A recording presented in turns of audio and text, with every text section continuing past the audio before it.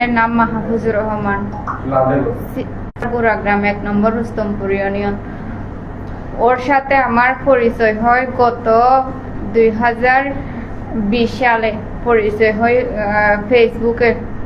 ও আমাদের ওইদিকে জব করতো FEBN এ কক্সবাজারে, ওখানে ফেসবুকে পরিচয় হয়। পরবর্তীতে উনি আমাকে অনেকবার দেখা সাক্ষাৎ করতে বলে আমি করি নাই। তো ফেসবুকে মাঝে মধ্যে কথা হতো, মাঝে মধ্যে কেমন আছে ভালো আছে এইটুকু, কিন্তু রিলেশন ছিল না। তো পরবর্তীতে 2021 সালে আমি রাঙ্গামাটি সরকারি মহিলা কলেজে ইন্টারে ফার্স্ট ইয়ারে ভর্তি হই। তখন আমি হোস্টেলে থাকি মহিলা কলেজে। তো আমাদের দুর্গাপূজার বন্ধ দেয়, তখন ও আমার এখানে আসে, ঢাকা থেকে রাঙ্গামাটিতে আসে। তখন ও ঢাকাতে FEBN 1 এসেছিল মোহাম্মদপুরে বসিলাতে।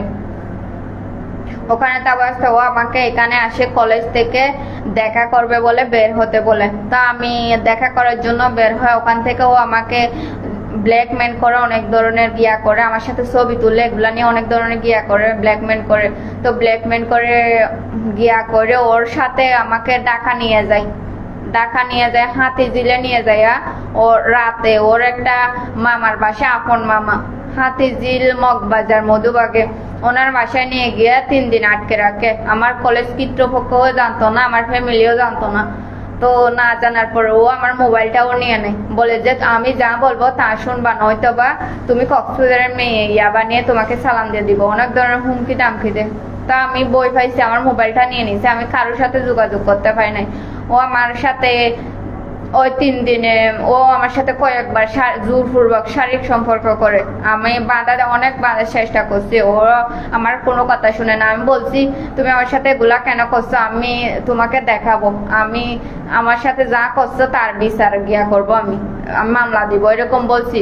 তো ওর মামার বাসায় মানে আমাকে অনেক ধরনের চাপ দিতেছে।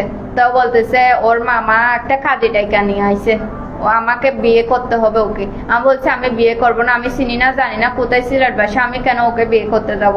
তো বলছে মানুষ বিয়ে করে, ও অবিবাহিত, তুমিও অবিবাহিত। তো ওর মামা ও সবাই মিলে আমার হাতে পায়ে ধরতেছে। তা আমার বাসায় খোঁজ নিতেছে বা কলেজে খোঁজ নিতেছে। তা আমার ফ্যামিলি মানে মামলা দেওয়ার চেষ্টা করতেছে। তো ওই বইয়ে ও আমাকে বিয়ের জন্য গিয়া চাপ দিতেছে। তো জোরপূর্বক কাজে একটা নিয়ে আইসা, মানে কই টাকা কাবিন করছে, কি করছে আমি কিচ্ছু জানতাম না, আমি ঠিকানাটা পর্যন্ত জানি না। ওর মামার বাসায় আমাকে বিয়ে পড়াই দিছে ওনারা। তারপরে বিয়ের পরে 1 দিন পরে আমাকে মোবাইল দিছে। মোবাইল দেওয়ার পরে আমি 349 কল দিছি।